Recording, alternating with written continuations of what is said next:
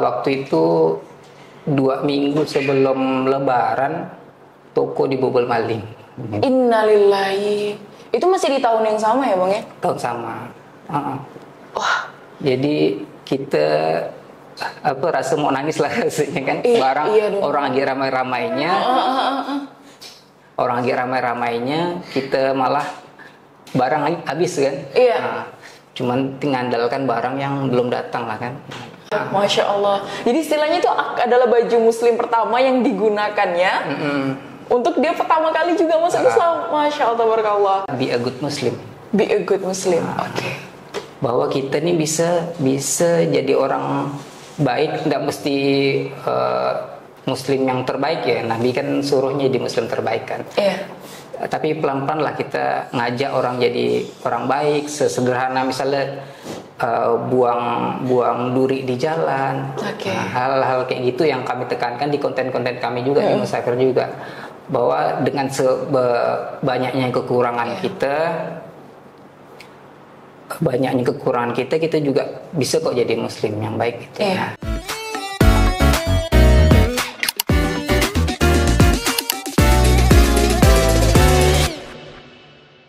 Bismillahirrahmanirrahim. Alhamdulillah kita syuting di siang hari ini, Masya Allah tabarakallah. Kali ini saya ditemani oleh Bang Rida Ananda.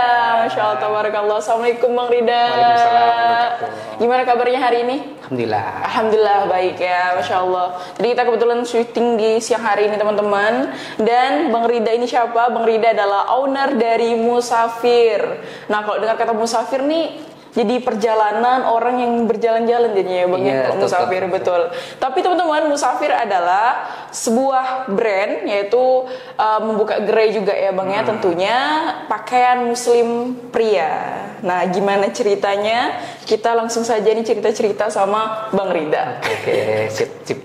Oke, Bang Rida, tapi sebelum kita ke bisnis abang nih, yaitu brand Musafir, boleh diceritain dulu nggak latar belakang abang sebelum memulai bisnis?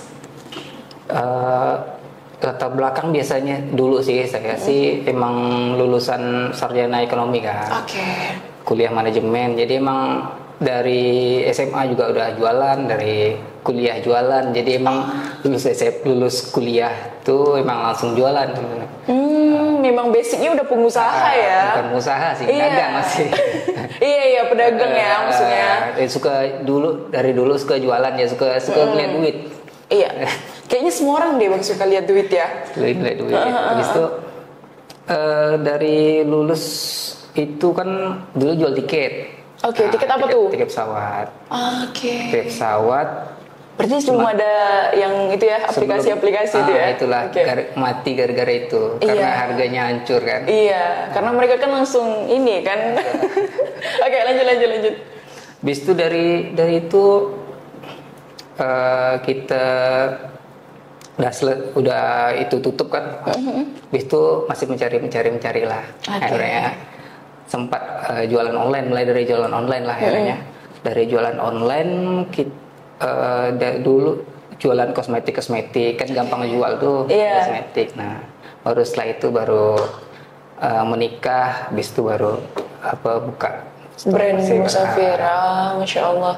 Oke, tapi Bang, ini kan udah diceritain nih teman-teman, latar belakang dari abang kan memang basicnya suka berdagang ya. Ini benar-benar ya mengikuti Rasulullah banget ini. Iya, karena kan 9 dari 10 pintu rezeki dari berdagang ya Bang ya. Saya pun sebenarnya pengen juga sih Bang berdagang, cuman kayak ya belum gitu. Mohon doanya juga ya Bang ya. Oke, nah langsung ke ini nih Bang, ke brand Musafir. Boleh diceritain nggak Bang, apa yang membuat abang terinspirasi untuk membuka brand Musafir ini?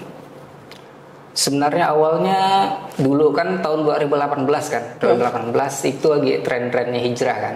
Oke. Dulu sebenarnya sih oportunis. Awalnya oportunis karena ini lagi ada pasarnya nih kita jualan. Awalnya jual peci Mickey Head. Peci Mickey Head tuh peci topi yang nggak ada atasnya. Peci topi lah gitu. Itu kan waktu zaman itu lagi belum banyak jual di sini. Nah, saya jual terus modal Facebook Ads, pakai Facebook Ads 10.000 sehari. Dulu kan Facebook Ads masih murah. Iya, 10.000 sehari. PC-nya harganya 25.000, modal 500.000. Alhamdulillah dulu pertama sebenarnya belum ada toko kan, tahun 2017 kita mulai itu modal COD, antar kirim gitu kan, belum ada toko. Terus sebelum bulan puasa karena banyak yang minta, bang sekalian ada bajunya ndak, ada bajunya gitu.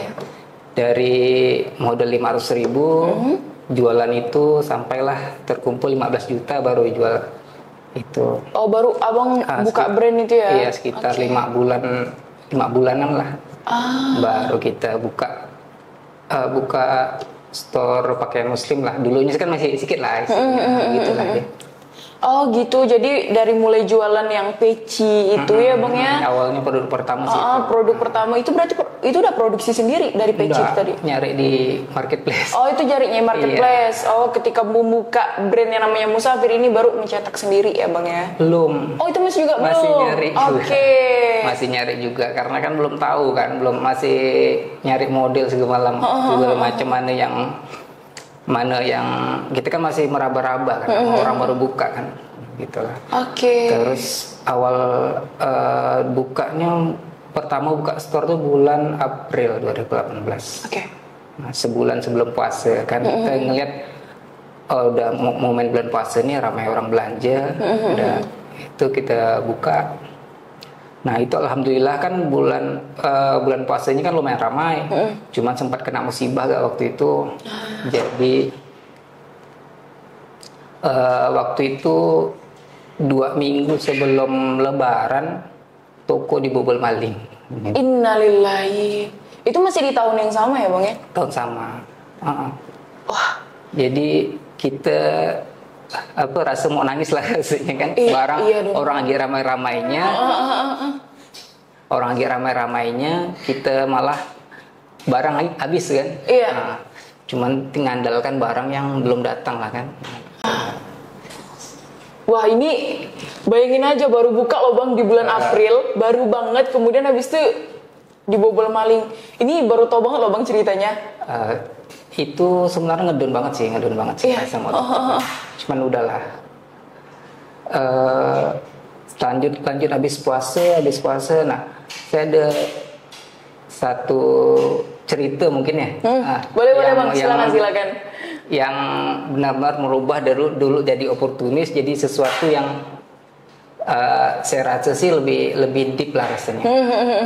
Jadi kan karena dulu kan habis dibobol maling kan, barang habis. Terus habis lebaran haji momennya udah habis. Jadi tokonya lagi sepi-sepi banget waktu itu. Waktu itu sekitar bulan Agustus, habis lebaran haji kalau nggak salah ya, bulan Agustus toko lagi sepi-sepinya. Terus sekitar jam 10, jam 11 pagi itu datanglah satu orang nih, datang ke toko. Saya jaga sendirian kan, datang satu orang ke toko, dia ngobrol-ngobrol biasa kan, milih-milih barang, dia milih baju warna putih waktu itu. Terus terus selesai beli, udah selesai transaksi, terus dia mau pulang. Sebelum dia pulang tuh, dia bilang, bang, insya Allah baju ini bakal saya pakai untuk masuk Islam habis zuhur nih saya. Jadi yang beli itu belum muslim. Non muslim ya bang ya? Oke, lanjut bang.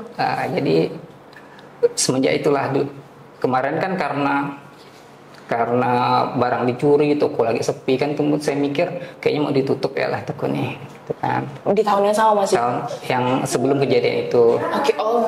Setelah kejadian itu saya pikir, kayaknya ada maksud lain yang Allah mentakdirkan saya di Musafir nih.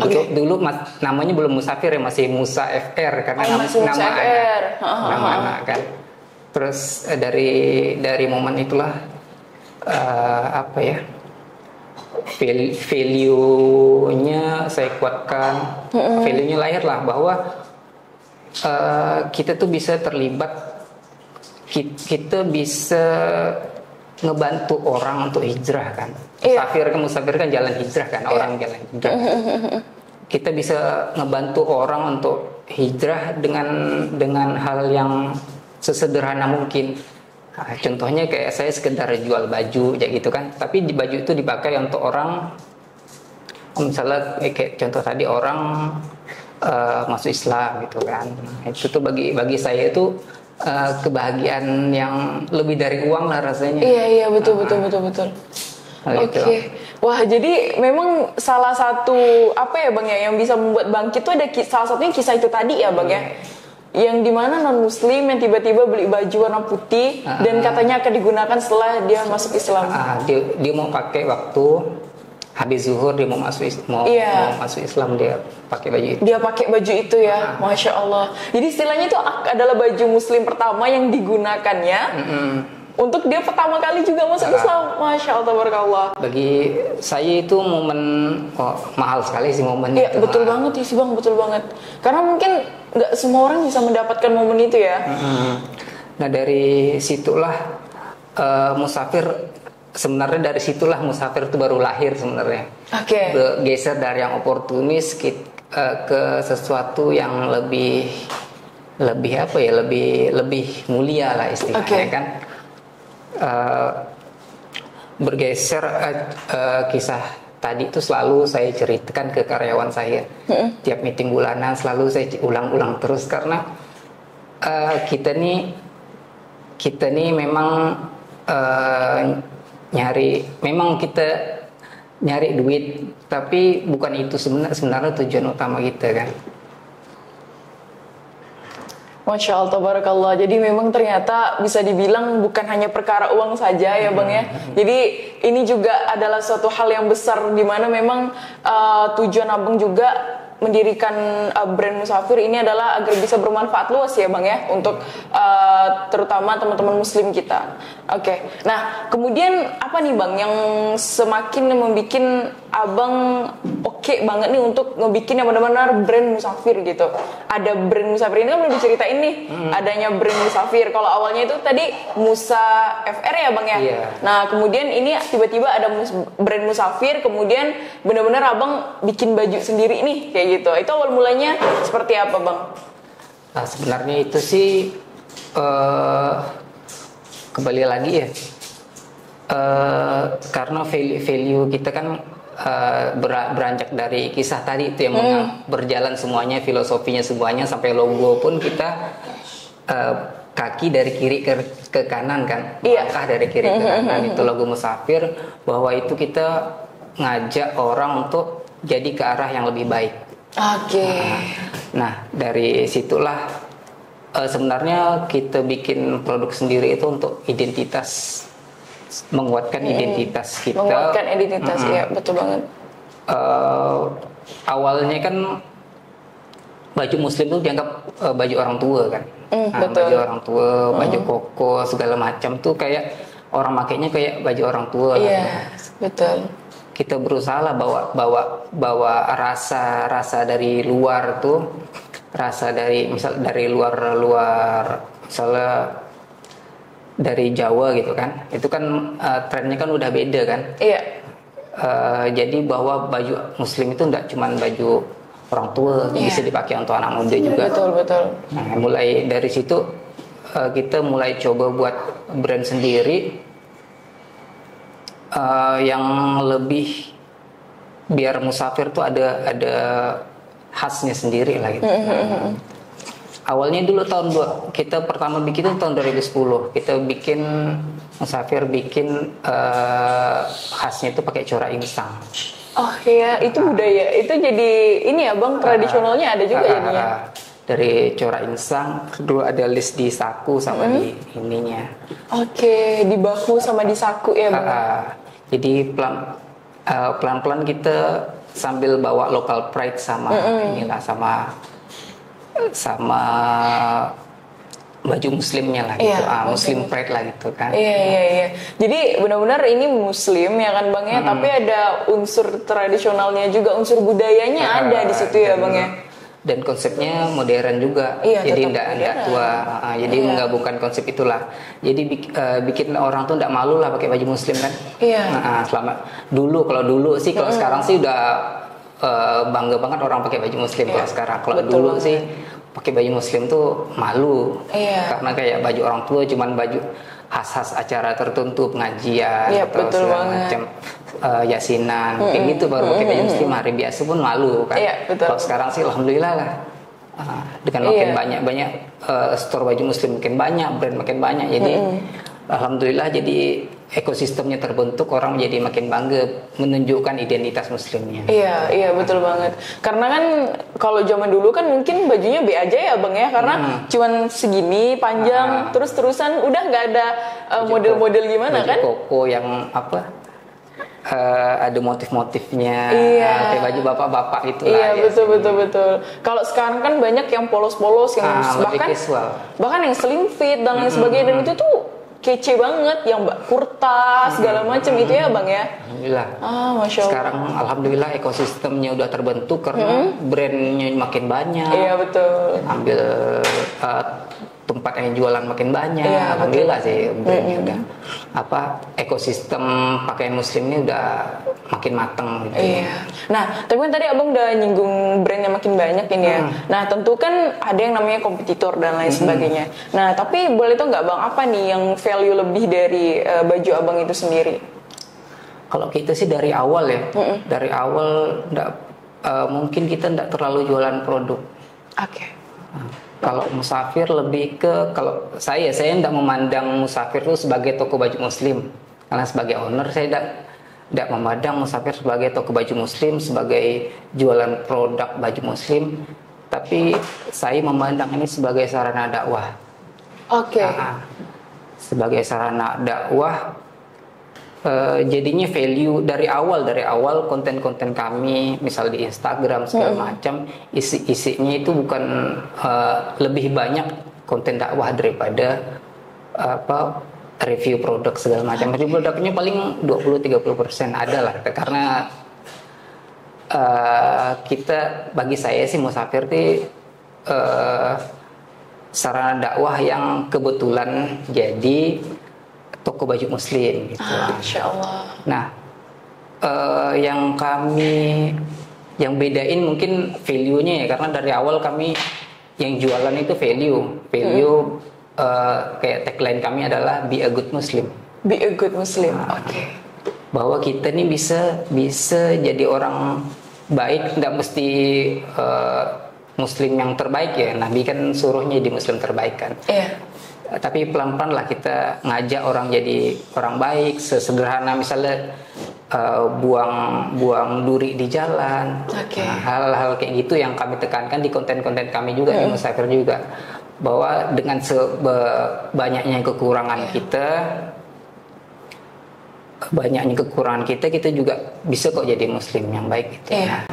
Value-value itu yang saya tekankan di konten-konten Musafir. Sebenarnya kami lebih banyak jualan konten sih daripada jualan produknya itu.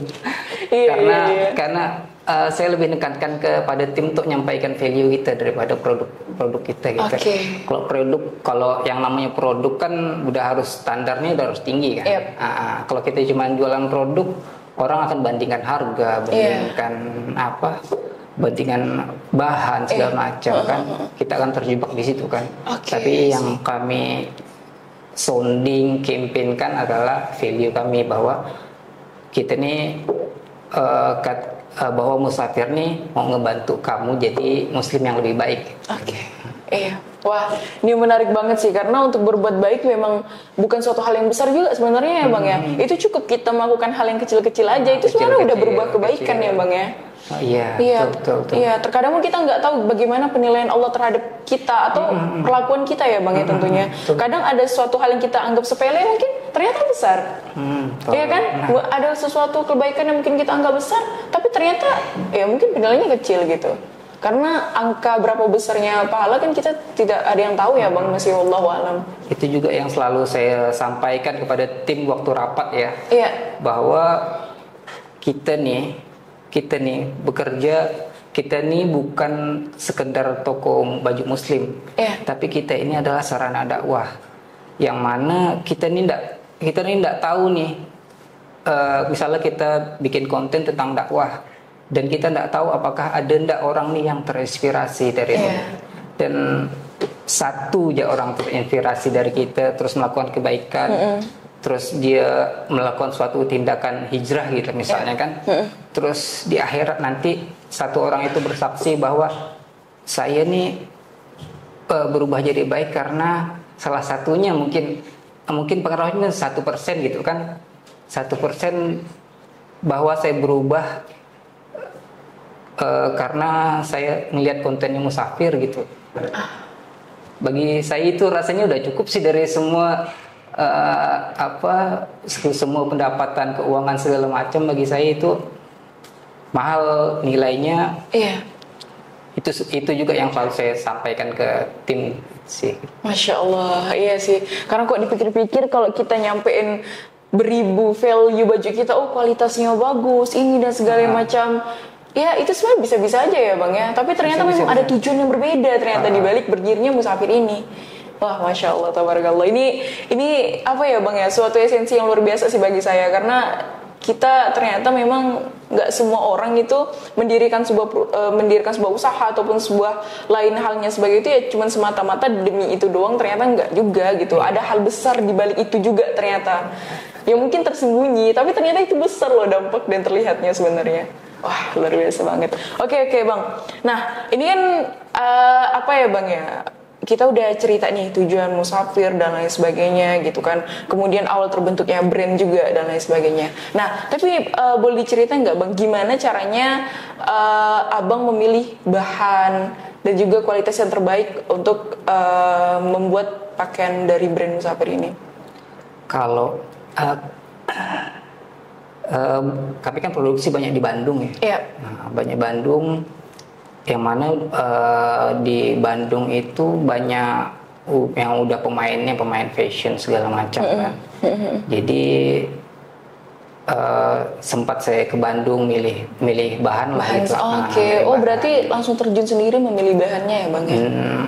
Di awal.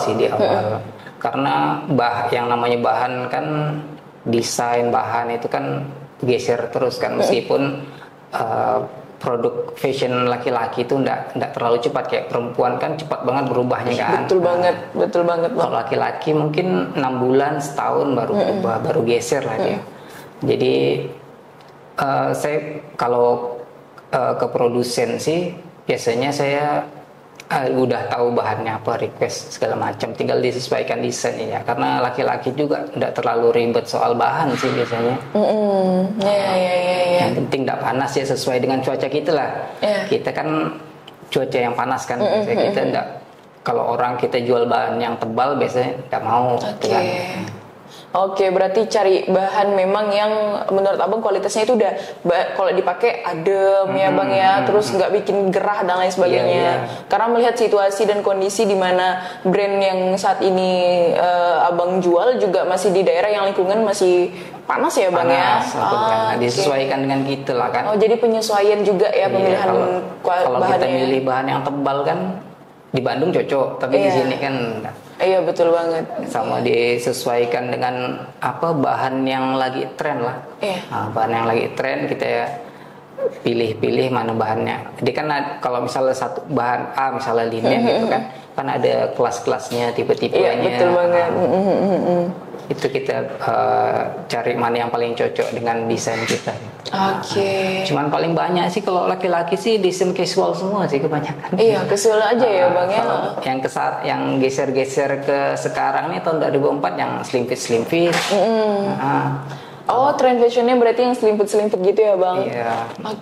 Tapi kalau untuk apa namanya nih bahan tuh biasanya untuk tahun sekarang kayaknya ini ya Bang ya, yang nggak mudah kusut. Yang nggak mudah kusut ya. Iya kan, rata-rata nyari yang nggak mudah kusut. Jadi kalau saya lihat di marketplace, kalau udah nyari baju cowok itu biasanya ya Bang ya kadang terlihat kan.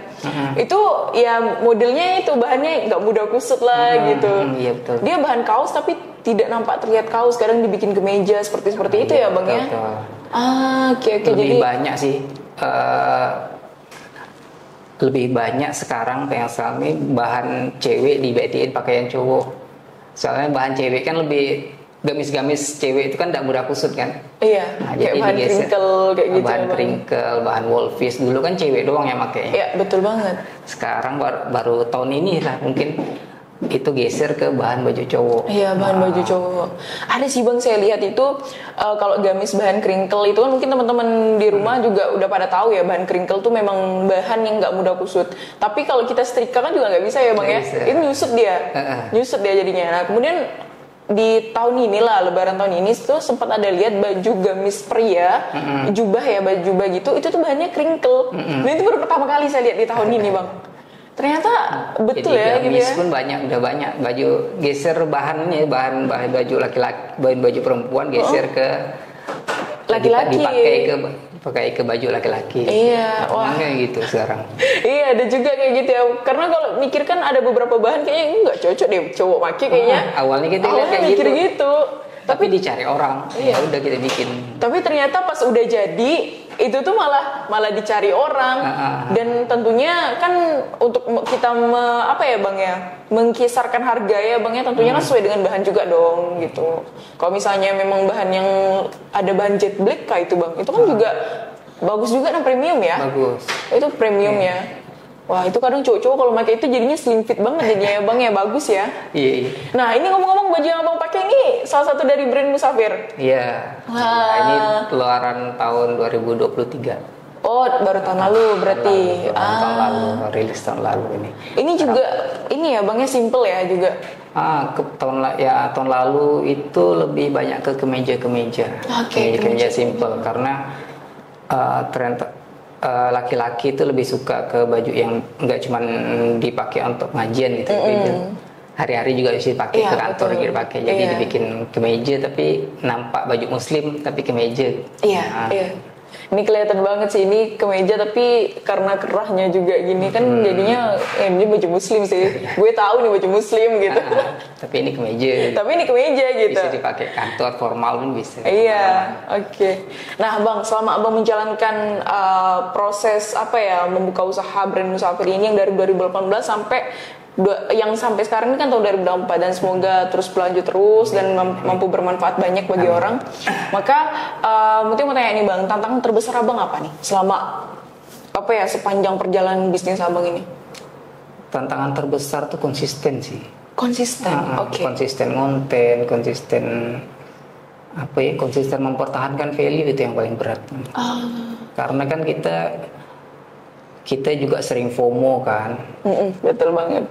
Kalau kita udah FOMO, kita lupa sama value kita yang kita perjuangkan dari awal. Terus karena FOMO, karena ngelihat trennya lagi bagus kayak gini loh, sedangkan itu tidak cocok dengan value kita. Nah itu yang berat tuh, kita pilih yang mana atau menyesuaikan gitu. Sedangkan nama fashion ini kan cepat perputarannya, makanya kita harus cepat di situ. Karena kalau misalnya kita ngikut FOMO gitu dan gagal, brand kita rusak.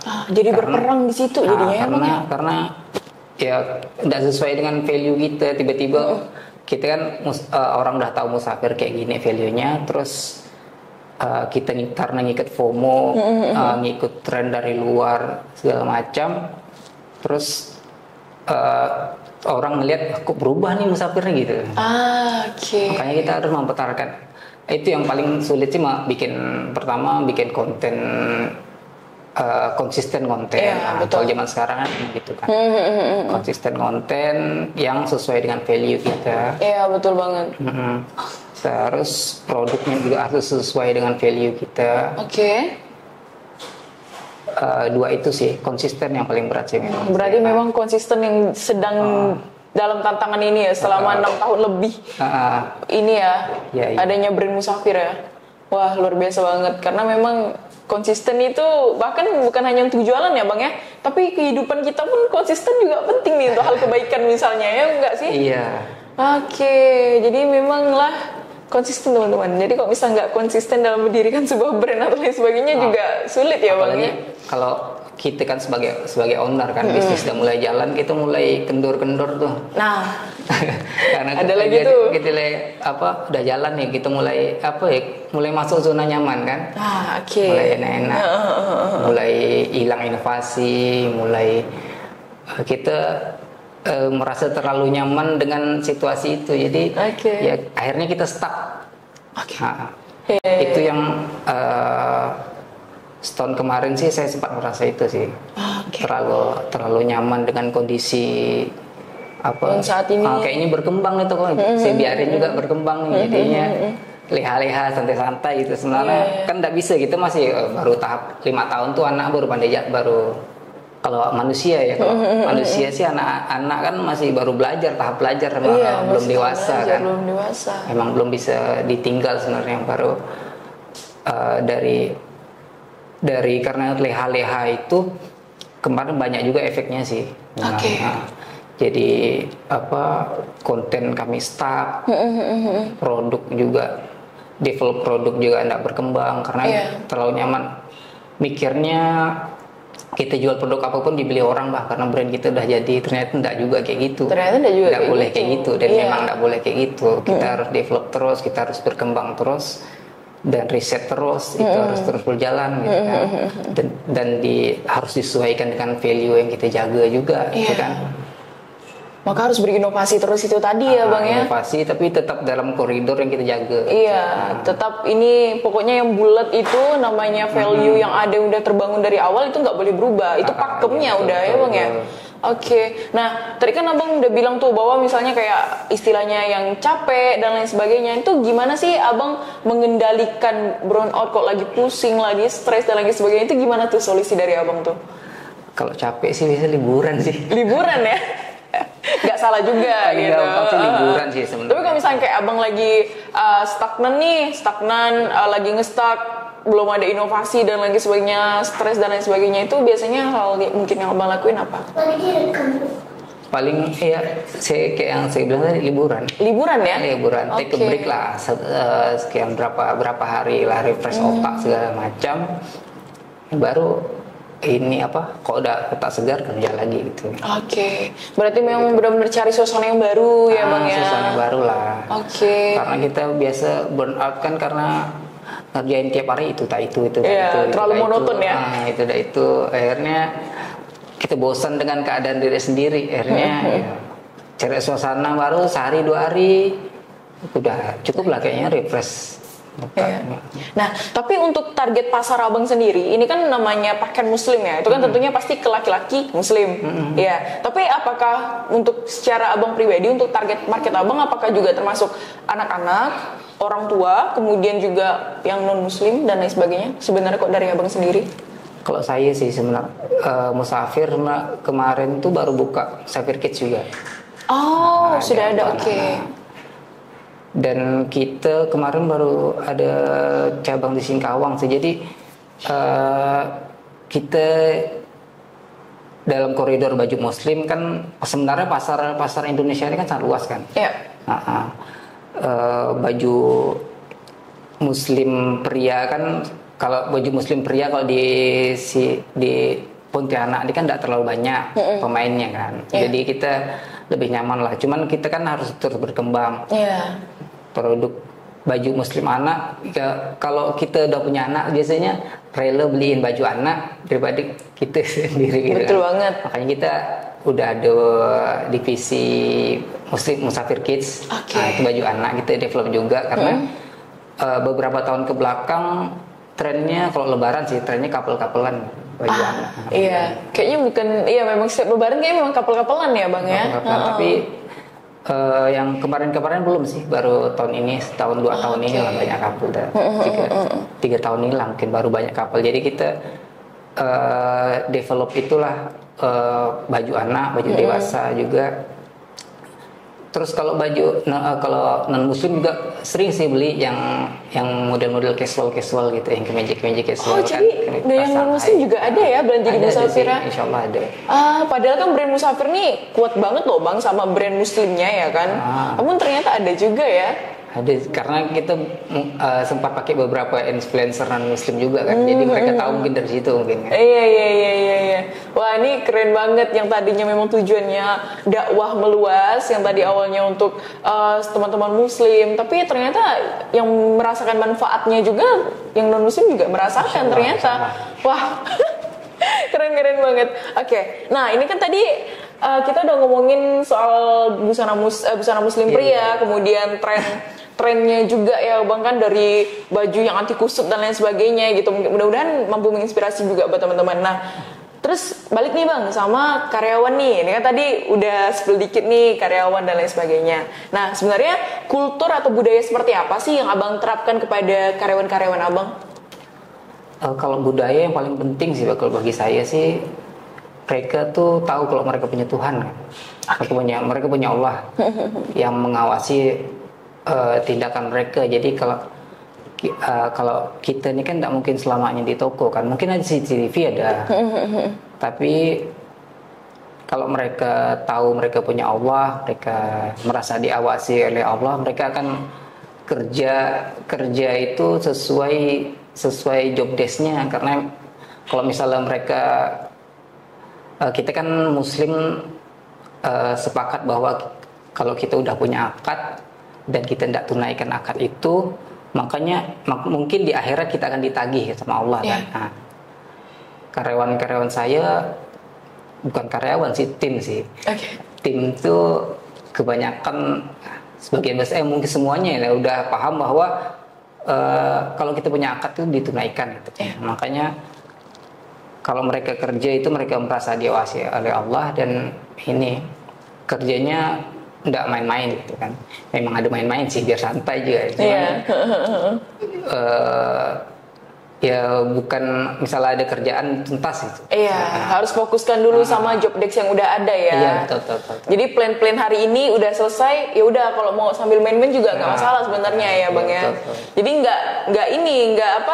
nggak monoton juga sebenarnya ya bang ya. Jadi dibikin kayak gitu. Nggak monoton, cuman mereka tahu aja mereka diawasi Allah, jadi kerja itu nggak main-main istilahnya. Iya betul banget. Nggak setengah-setengah. Ini jadi abang cari tipe tim nih seperti apa nih? Pasti ada tulisan ini wajib sholat 5 waktu. Nggak ada sih. Oh nggak ada juga kayak gitu. Yang penting jujur aja lah. Yang penting jujur aja ya. Iya. Karena kalau sholat 5 waktu bisa kalau kita semuanya dari awal budayanya sholat 5 waktu, dia tidak sholat sendiri di toko tuh merasa aneh sendiri pasti kan. Nah, kalau misalnya budayanya udah itu kan. Iya. Nah, yang paling penting tuh jujur sama amanah sih. Nah, kalau jujur sama amanah kan karakter. Karena karakternya udah jujur, karakter kan kita mau ngubahnya kan sulit. Iya betul banget. Kalau kebiasaan kita bisa bantu dengan budaya, kita kasih tahu bisa. Iya. Tapi kalau udah karakternya udah tidak jujur, suka telat-telat segala macam, masuknya kadang masuk kadang enggak, itu kalau udah karakter kan itu udah sulit dirubah. Itu udah sulit dirubah ya. Kalau misalnya bahkan semua karyawan saya dulu masuknya tidak bisa apa-apa sih. Awalnya tidak bisa apa-apa, tidak punya kompetensi sama sekali. Cuman kan skill kan bisa diajarkan kan. Skill diajarkan, tapi ngobrolnya enak, kita coba dulu jujur, kalau karakternya udah oke, lanjutlah gitu. Jadi malah abang yang bantu gali sendiri ya dari tim abang ya. Pelan-pelan kita cari tahu potensinya ini apa. Nah ini kan ada kadang dia sebenarnya orangnya kreatif, cuman dia tidak sadar kalau dia kreatif. Gitu. Iya. Itulah tugasnya owner kan. Iya. Oh jadi kayak gitu ya. Jadi nggak semuanya ini berdasarkan dengan seberapa berkualitas sih kita sebenarnya kadang untuk karakternya sih yang paling penting. Karena asal karakternya mau belajar jujur. Ya plus minus sih, karakter kan ada karakter orang jelek. Kita pasti punya karakter jeleknya kan. Iya betul. Cuman kita lihat karakter baiknya, kita kembangkan lah itu. Iya. Wah. Kalau skill kan bisa dicari lah, bisa dipelajari lah. Iya. Nah jadi gitu teman-teman. Jadi ternyata memang besar juga dan banyak juga memang owner gitu nggak berkara juga kualitas doang, bukan perkara kompetisi doang, namun memang karakter itu penting juga ya bagi untuk bangun tim. Apalagi zaman sekarang kayaknya katanya sih Gen-Z itu suka ngeluh segala macam. Aduh, Gen-Z gini. Saya Gen-Z nih bang. Kalau udah di toko ngeluh-ngeluh tuh paling malas ya itu. Iya. Karena bisa kok dia selesai, tinggal dipikirin caranya, nggak usah pakai ngeluh kan nggak selesai masalah kan. Karena memang udah banyak banget nih Bang yang keluar-keluar perbedaan antara Gen Z sama Gen milenial nih katanya, yaitu generasi tahun strawberry atau apa gitu katanya. Dimana tuh memang daya juang antara Gen milenial sama Gen Z itu berbeda. Nah, ada juga yang mengatakan kayak gitu, meskipun nggak semua Gen Z ya, cuma beberapa Gen Z doang gitu. Nah, memang daya juangnya yang berbeda itu kenapa mereka ini kebanyakan yang kenanya di mental health, kemudian suka ngeluh. Nah, itu katanya sih gitu. Ini omongan sosial media bukan omongan saya ya. Jadi jangan serang saya, teman-teman. Oke, lanjut. Nah, Bang, pernah nggak sih dapat nggak pasti pernah dong, maksudnya dapat umpan balik nih dari customer dan lain sebagainya. Nah, biasanya umpan balik yang sering Abang dapatkan tuh seperti apa sih dan gimana Abang menanggapinya? Umpan balik kayak gimana? Umpan balik itu apa ya?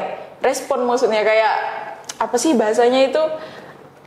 Apa sih bahasanya umpan balik itu seperti masukan, entah kritik seperti itulah. Justru bagus lah ya kritik gitu. Biasa di Google sih banyak tuh.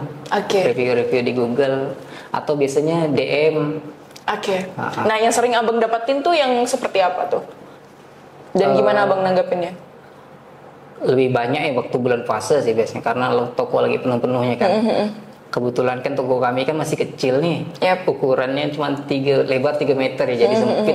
Jadi banyak yang ngeluh, Bang nggak bisa masuk, Bang panas. Gitu. Iya. Tapi justru itulah jadi kita masukkan gimana pikirin biar flow-nya bagus, gimana biar nggak panas, macam kan. Kalau nggak gitu kan kita nggak tahu kan. Justru masukan itu yang justru mahal sebenarnya sih, karena kita ngerasa semuanya baik-baik aja sampai orang ngasih tahu bahwa kita tidak baik-baik aja gitu kan. Karena kita kan cuma ngelihat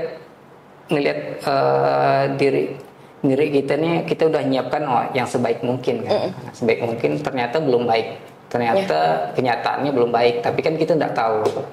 Kalau orang ngasih tahu baru kita baru tahu kan. Justru kritikan itu bagus sih sebenarnya. Jadi memang udah sering juga ya dapat kritikan kayak gitu. Salah satunya itu tadi. Kalau enggak gitu kan ya kita stuck lah justru. Justru malah bagus ya Bang kalau ada yang kritik kayak gitu. Karena kita ngerasa superior gitu, dikasih tahu rupanya kita masih ada celah untuk perbaikan nih gitu. Iya. Jadi memang kritik itu penting juga untuk membangun usaha kita. Sangat penting. Justru orang yang kritik yang cari daripada orang yang muji-muji. Muji-muji kan kita bisa kok muji diri sendiri. Tapi ngeritik diri sendiri itu sulit kan. Dapat kritik itu sulit kan. Kritik. Ini balik lagi nih Bang sama karyawan kan tadi kan. Berarti yang sering menerima masukan dan lain sebagainya itu juga di karyawan Abang ya tentunya. Di karyawan terus sampein ke owner di meeting atau lain sebagainya. Ini masih di ranah karyawan sih Bang. Nah, untuk karyawan Abang sendiri ini apakah Abang mewajibkan mereka untuk belajar Quran? Apakah diterapkan seperti itu? Sebagian besar karyawan, mungkin semuanya sih karena saya udah ngaji sih di luar. Udah ngaji di luar, memang saya nyari orang yang udah ngaji juga, karena dengan orang yang udah ngaji berarti mereka udah kenal Tuhannya, udah tahu Tuhannya mengawasi, jadi saya udah perlu pusing-pusing lagi terlalu mengawasi mereka kan. Gitu. Tapi ada nggak sih Bang kayak misalnya setiap zuhur misalnya ada pengajian bareng atau ngaji bareng, itu ada nggak sih kayak gitu? Yang kayak gitu sih nggak ada kalau di Musafir. Belum ada ya Bang ya? Belum ada sih. Paling saya meeting mingguan bahwa ingatkan tujuan kita ini, bahwa mereka di sini itu bukan sekedar nyari duit tapi berjuang untuk sesuatu yang lebih dari itu lah. Gitu kan. Nah, juga karena kita banyaknya konten-konten dakwah, jadi harian mereka ya dengerin konten dakwah, nyari-nyari gitu kan. Nyari insight juga sekalian belajar ya Bang ya. Betul. Jadi memang Abang ini adalah tipikal yang lebih percaya aja nih sama tim, bahwa timnya udah belajar Quran juga di rumah atau belajar Quran juga di di majelis-majelis. Jadi lebih ke situ ya Bang ya. Jadi lebih ke trustnya aja sama karyawan ya tentunya. Oke, menarik. Nah ini kan tadi kita udah ngomongin karyawan nih Bang. Ini penasaran juga nih. Tadi kalau teman-teman udah lihat itu, tadi yang lewat itu adalah anaknya Bang ini ya, Bang Rida ya, namanya Musa, itu anak yang pertama ya Bang ya. Itu owner Musafir. Oh itu owner Musafir. Tadi sengaja aja kita biarin aja. Nanti teman-teman pengen kenalan pula kan jadinya. Oke, nah ini kan udah anak, berarti anak tadi berapa? Dua ya anak. Iya. Nah, satu namanya Musa, nomor 2 namanya Muhammad. Satu namanya Musa, satunya namanya Muhammad. Masya Allah, dua-duanya sama-sama nama Nabi nih, terinspirasi dari Nabi tentunya ya Bang ya. Oke, nah gimana nih Bang, Abang membagi waktu antara kehidupan pribadi Abang dengan kehidupan bisnis Abang? Karena saya toko itu di rumah ya, jadi enak. Tiap hari ketemu, tiap hari rumah itu belakang toko kan. Iya, jadi dekat ya Bang, cuma jalan kaki doang ya. Iya, jadi tidak perlu, paling waktu khusus waktu liburan standar kita kan. Cuman kalau hari-hari biasa ya tiap hari ketemu sih, jadi tiap hari ngawasin dia tiap hari, tiap waktu lah, antar jemput pun saya kan, jadi memang itu sih yang saya cari sih, karena banyak teman-teman saya misal kerja di luar, kerja di minyak, ketemu keluarga gajinya besar, cuman ketemu keluarga sebulan sekali 2 kali atau pas weekend doang kan, pulang ke rumah udah capek gitulah. Tapi dari awal memang yang saya cari sih itu sih, biar ketemu terus sama keluarga sih, karena mahal kan. Iya betul banget, waktu emang mahal banget sih Bang, dan sangat-sangat berharga. Oke, jadi memang menurut Abang untuk sampai saat ini ya, itu tidak menjadi suatu hal yang Abang menjadi beban dan lain sebagainya, karena itu masih pen-pen aja Abang membagi waktunya kan tentunya.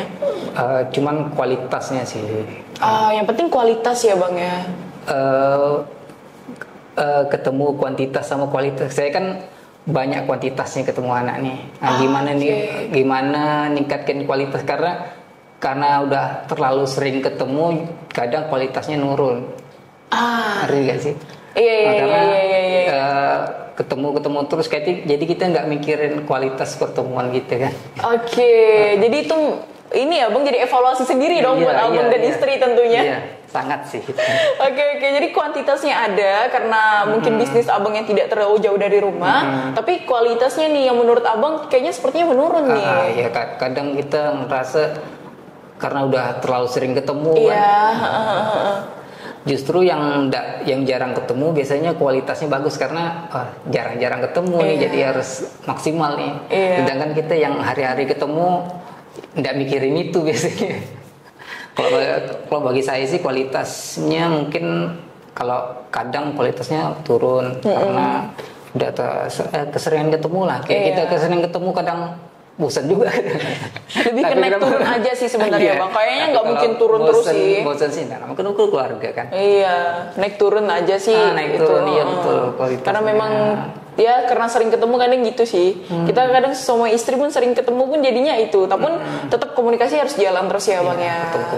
Iya, untuk saling mengeratkan antara hubungan pasangan dan juga hubungan orang tua dan anak tentunya. Kalau sama anak sih, tadi anak pertama kan saya sering jalan berdua. Iya, ini ikut juga kan dia. Ya sih, jalan berdua sih biar ngobrol, karena dia kan kadang ada yang nggak bisa disampaikan. Iya, jadi kalau orang tuanya nggak ngorek sendiri, pancing-pancing, dia nggak akan cerita ya Bang ya. Kadang dia cerita sih, cuman ya biar lebih intim ya kalau betul. Nah, terus kalau untuk belajar Qurannya gimana Bang? Metode seperti apa nih yang Abang terapkan sama anak-anak dan keluarga Bang? Kalau belajar Quran lebih banyak sih istri saya sebenarnya. Karena dia memang di rumah terus sih. Kalau saya kan kadang keluar ke toko kemana. Kalau istri saya biasanya sih lebih banyak sering cerita tentang nabi-nabi, baca buku-buku tentang istri saya suka cerita kan sebelum tidur, bukan dongeng, cerita nabi, kisah nabi, daripada kita cerita yang dongeng-dongeng kan. Cerita sejarah malah ya Bang ya. Bagus cerita nabi, dan Musa tadi itu suka cerita kisah-kisah Nabi suka. Jangan-jangan hafal 25 Nabi cerita-ceritanya nih. Iya, biasa anak sumur gitu udah hafal Bang. Bukan hanya hafal nama 25 Nabi ya, tapi sampai kisah-kisahnya juga. Kalau dia sih paling suka cerita Nabi Muhammad karena yang paling banyak kisahnya sih. Iya, Nabi Muhammad memang sirahnya paling banyak sih dibanding nabi-nabi yang terdahulu ya. Wah, ini menarik banget. Jadi memang dari belajar sirah, kemudian belajar Qur'annya juga itu memang bukan full doang sih. Maksudnya lebih dominan ibu ya, karena memang ayah bekerja. Tapi tetap abang ikut ambil andil di situ. Cuman memang nemenin sih. Persenannya lebih banyak ibu tetap. Karena balik-balik kan, ibu madrasatul ula ya bang ya, tetap madrasah pertama untuk anak-anaknya. Wah, ini jadi tampar juga nih buat saya nih karena perempuan ya. Oke. Nah bang, kedepannya gimana nih abang melihat industri pakaian muslim untuk kedepannya? Pakaian muslim sih alhamdulillah ya, karena ekosistemnya udah makin jadi kan. Nah, orang yang dulunya tidak mau pakai jadi mau pakai. Orang yang dulunya bahkan maki-maki orang yang pakai celana cingkrang sekarang justru dia makai gitu. Iya. Kan. Justru malah jadi tren sih ya bang ya. Jadi tren, justru bahagia sih kita ngelihatnya. Dan kita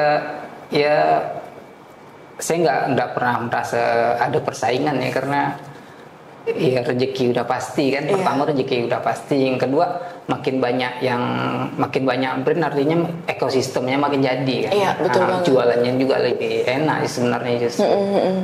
Kalau kita takut sama persaingan ya nggak berkembang sebenarnya. Iya, betul. Oke. Nah, ada nggak sih entah itu ayat favorit atau lain sebagainya yang paling abang sukain gitu? Oh iya, saya dari dulu ya, saya lupa ayatnya nih, surah An-Nisa ayat 19 kalau nggak salah ya. Iya. Itu sebenarnya konteksnya suami kepada istri. Saya kurang hafal itunya terjemahannya. Intinya kita sering ngelihat keburukan di orang lain, yang kita lihat itu keburukannya. Padahal Allah menciptakan kebaikan yang banyak di dia. Itu juga yang saya kadang kita ngelihat kelakuan anak nih aneh-aneh. Padahal di belakangnya ada potensi besar yang kita mungkin tertutupi karena ngelihat udah terlanjur kesal. Juga kita ngelihat karyawan juga kayak gitu. Ini kayaknya yang nggak berbakat nih, tapi sebenarnya kalau digali banyak loh potensi-potensi mereka nih. Yang harus kita kembangkan sebagai owner tuh.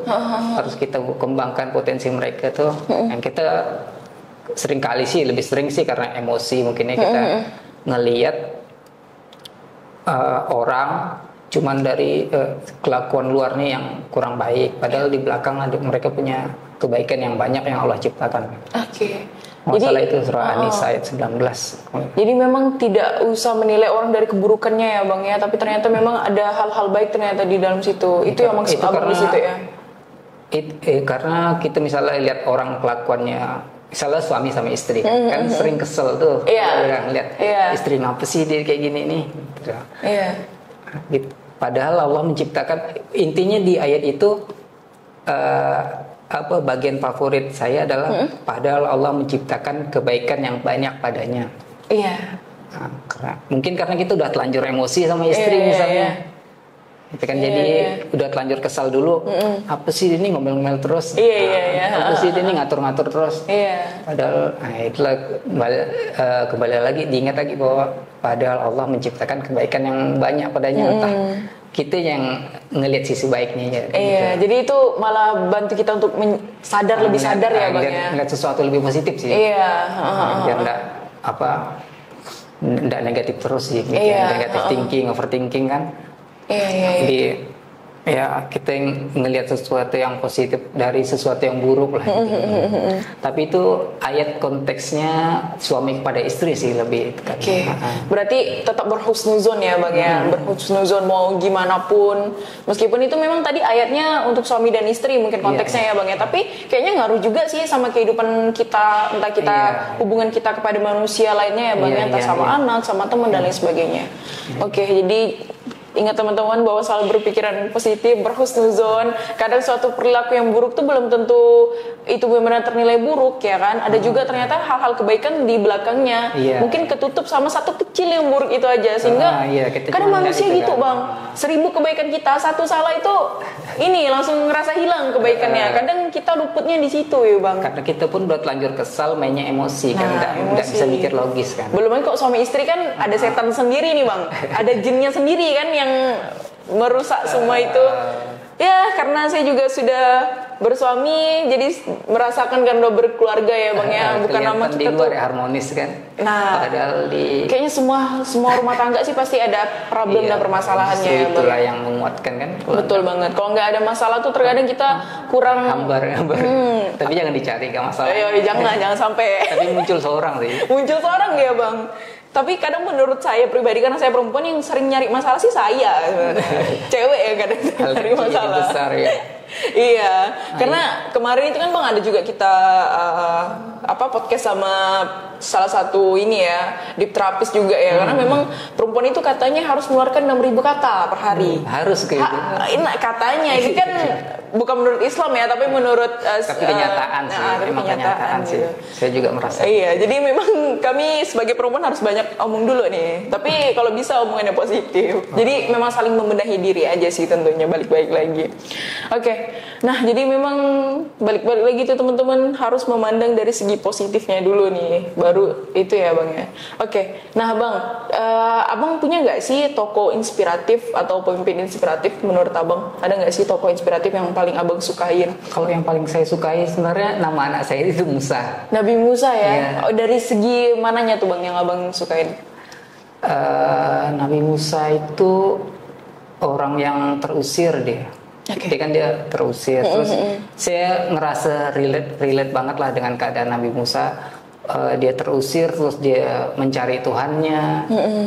Terus di Quran juga ceritanya paling banyak kan. Jadi kalau lebih banyak dari Nabi Muhammad bahkan kan di Quran paling banyak disebut adalah Nabi Musa. Kan? Dia pernah marah, dia pernah kesal, itu kan manusia banget manusiawi kan. Banget. Meskipun beliau kan? Nabi ya Bang ya. Manusiawi banget. Makanya saya banyak ngerasa relate, dan tokoh favorit saya di Quran Nabi Musa sebenarnya, karena dia ndak kayak istilahnya ndak kayak melangit benar dia. Kisah-kisahnya di Quran tuh manusiawi, terlepas dari dia bukan dia yang belah lautan segala macam kan. Tapi sebelum belah lautan dia bahkan ketakutan, gimana nih ya Allah, gimana nih. Ternyata Allah suruh hentakkan tongkat dan dia tidak nyangka bahwa laut akan terbelah kan, gitu kan. Tapi di kisah Nabi Musa sih bagi saya itu sangat manusiawi banget dia. Iya sih, karena kok dipikir pada saat itu dia bawa rombongan juga ya Bang ya, bukan dia sendiri. Nabi Musa pernah sakit gigi kan, jarang cerita Nabi pernah sakit gigi. Sakit gigi, minta obat sama Allah terus dikasih. Terus kata sejarahnya tuh Nabi Musa juga tidak terlalu ini ya Bang ya, bicaranya gagap gitu ya. Ada yang gagap, ada yang bilang bicaranya tidak lancar kan. Karena waktu dia ngambil bara api, sama satunya lagi apa ya, kue atau apa gitu, yang katanya dia ngambil bara api dimakan gitu, itu yang menyebabkan beliau tidak lancar dalam berbicara. Tapi luar biasa, beliau masih bisa berdakwah dalam keadaannya seperti itu ya Bang ya. Itu kan mungkin salah satu riwayatnya, mungkin ada juga riwayat yang bilang bahwa memang Nabi Musa tidak lancar ngomong kan. Memang apalagi ngomong sama raja Firaun, kayak kita kan ngomong sama orang besar kan deg-degan meskipun gagap. Kita ini ya, meskipun kita lancar aja ngomong ya. Kalau sama orang biasa lancar, sama ini tidak lancar. Itulah sangat jadi manusiawi. Cerita Nabi Musa itu sangat manusiawi kalau bagi saya, dan gampang untuk merelatekannya. Dan bahkan Nabi Muhammad kalau lagi istilahnya lagi stres lah kan, mikirkan umatnya, tantangan-tantangan. Nabi Muhammad tuh diingatkan dengan kisah-kisah Nabi zaman dulu kan, bahwa tantangan Nabi zaman dulu lebih berat loh, gitu kan. Dan yang paling banyak ceritanya kan Nabi Musa, berarti Nabi Muhammad terinspirasi dari Nabi Musa juga. apalagi kita. Iya betul banget. Bahkan kadang Nabi Muhammad yang ketika itu lupa senyum atau masam mukanya itu langsung ditegur ya bang ya, langsung ditegur Allah pada saat itu. Karena memang luar biasa, memang cerita Nabi Muhammad itu manusia paling sempurna ya bang ya. Itu memang seperti tak ada celah sama sekali di dalam kehidupannya. Itu memang luar biasa juga, karena memang beliau balik-balik lagi belajar juga dari Nabi yang terdahulu ternyata. Di samping Nabi Muhammad ya, kalau Nabi Muhammad kan itu wajib mengidolakan. Iya, itu udah wajib banget, iya, karena kan beliau diamanahkan juga Quran, kita juga belajar Quran. Nabi kan? Anak saya Musa sama Muhammad. Iya, Musa dan Muhammad dia memang terinspirasi dari Nabi ya, Masya Allah, Allahu Akbar. Kalau anak ketiga perempuan nggak tahu sih. Biar sama-sama Maryam bang. Maryam bisa, Maryam. Kan yang penting namanya ada di Quran kan. Ini kayaknya abang selain daripada terinspirasi Nabi, terinspirasi Quran juga nih. Nama anak ya kan, kemudian nama. Nah kalau bisa ada anak ketiga perempuan kasih namanya di Quran juga boleh. Maryam. Atau ada lagi yang nama dari M? Setahu saya sih belum ada ya. Belum ada kayaknya. Nggak ada, bukan belum ada bang. Karena kan Quran udah kan cetakannya.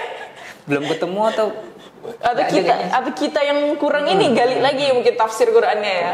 Guru agama SMA saya dulu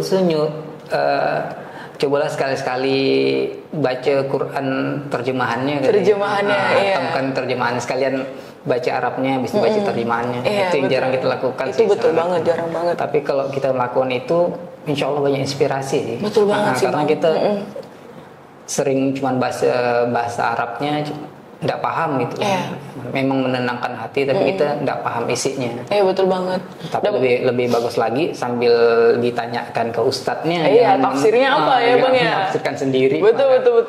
Itu yang paling penting, datang ke kajian, terus tanya nih tafsirannya apa nih, jangan sembarangan juga ya bang ya. Kadang tuh yang bikin sholat bisa khusyuk tuh karena kita paham artinya juga sih bang. Menurut saya. Karena kalau misalnya bahasa Arab doang kan mungkin kita nggak tahu ya bahasa Arab apa gitu. Asal mantra ya biasanya. Mungkin kita paham beberapa tajwidnya dan lain sebagainya, bacaan kita mungkin tapi nggak tahu artinya. Kan sangat disayangkan sekali ya bang ya. Padahal sebenarnya isi sholat tuh isinya doa-doa semua. Doa-doa semua. Masya Allah, tabarakallah. Itulah fungsi Qoro'a kan. Ujungnya ada aja Qoro'a nih teman-teman. Saya kalau bisa nyari arti Quran biasanya buka Qoro'a. Ya bang ya, Masya Allah. Dari kapan ya? Dari awal, dari dulu cuman masih Android. Berarti emang udah lama juga abang pakai Qoro'a ya. Jadi teman-teman kalau lihat konten-konten Qoro'a beberapa itu, kalau yang pakai baju muslim itu dari Musafir teman-teman semuanya. Jadi memang kita juga ada kolaborasi kebetulan ya bang ya dengan Musafir. Ada kolaborasi. Jadi ada beberapa baju yang dipakai sama ustadz-ustadz yang sering hadir di Qoro'a itu semua dari Musafir. Jadi pesan online juga bisa dong. Insya Allah bisa. Nah jadi bisa buat teman-teman yang mau pesan online. Di Shopee ada nggak sih bang? Shopee ada. Kesebut marketplace. Intinya di beberapa marketplace juga ada nih ya. Beberapa marketplace juga ada nih. Jadi teman-teman mau lihat kualitas reviewnya itu bisa banget. Teman-teman langsung aja lihat di Google ada, di marketplace yang udah telanjur disebutkan juga ada. Langsung beli Musafir aja. Konten-konten Musafir yang ada ayat Qur'annya itu ngopi dari Qoro'a semua tuh. Wah, alhamdulillah. Kan bisa dikopi kan kalau di Qoro'a kan. Bisa disalin, bisa dibagikan. Hadis-hadis tuh banyak yang ngopi dari ini. Qoro'a juga. Bisa langsung kopas. Kita ada hadis arba'in dan lain sebagainya juga lumayan lengkap sih. Alhamdulillah lengkap. Alhamdulillah. Oke bang, karena ini nggak terasa udah 1 jam kita berbincang di sini, mungkin lebih ke closing statement, pertanyaan terakhir. Pesan deh bang untuk teman-teman. Terserah abang mau pesan apa. Buat teman-teman, buat kawan-kawan, kalau kita melakukan sesuatu jangan kita harus nyari satu tujuan mulia lah di belakangnya. Tujuan mulia itu fungsinya apa? Karena kita nih yang saya tahu Allah masukkan kita ini bukan karena ibadah kita, tapi satu kebaikan yang jadi alasan Allah untuk masukkan kita ke surga kan. Iya, betul banget. Dan kita tidak tahu tuh kebaikan apa tuh. Bisa jadi kebaikan karena kita menginspirasi orang lain. Bisa jadi karena sekedar kita nyingkirkan batu di jalan, dan kita tidak tahu kebaikan apa yang jadi alasan Allah masukkan kita ke surga. Nah, tindakan-tindakan kita, keseharian kita, dan semua apa yang kita lakukan lah harus ada sesuatu yang mulia di belakangnya.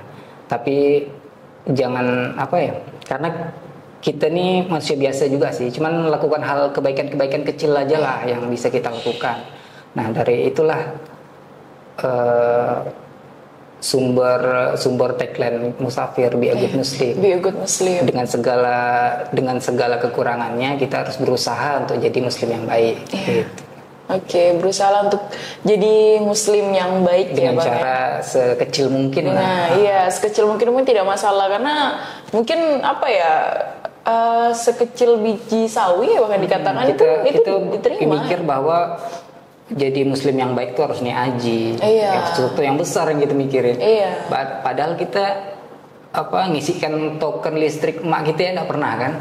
Nah itu. Padahal itu hal-hal yang kecil-kecil kan. Iya. Padahal cuma 20.000 ya Bang ya kadang. Iya sih, hal-hal kecil itu terkadang yang kita anggap sepele itu ternyata mungkin bisa jadi berbuah besar. Bagi sama podcast yang di pertengahan tadi yang udah Abang ini ya sharing-sharing juga sama kita ya teman-teman. Jadi tetaplah terus berbuat baik, jangan bosan berbuat baik, dan tentunya jangan pernah berputus asa dari rahmat Allah. Karena kita masuk kembali lagi tadi apa yang Bang Rida katakan, bahwa memang kita kadang masuk surga itu ya terkadang ya memang bukan karena perbuatan kita juga ya Bang ya. Kita tidak tahu apa yang bikin kita masuk surga. Kita nggak akan tahu apa yang bikin kita masuk surga. Bisa jadi perbuatan kecil gitu itu yang bikin jadi alasan kita masuk surga dari dosa-dosa kita yang banyak. Jadi jangan pernah berputus asa dari rahmat Allah, terus berbuat kebaikan teman-teman. Oke Bang, jazakallah khairan, terima kasih banyak atas waktu dan kesempatannya. Semoga teman-teman yang menonton kali ini mampu terinspirasi dan juga termotivasi penuh. Buat teman-teman entah itu mau buka usaha apa, itu boleh-boleh aja, namun jangan lupa untuk kembali ke tujuan awalnya adalah tujuan untuk berbuat kebaikan dan bermanfaat banyak untuk orang lain dan juga untuk agama tentunya. Baik teman-teman semuanya, jazakumullah khairan. Terima kasih sudah menonton dan semoga terinspirasi. Assalamualaikum warahmatullahi wabarakatuh. Waalaikumsalam.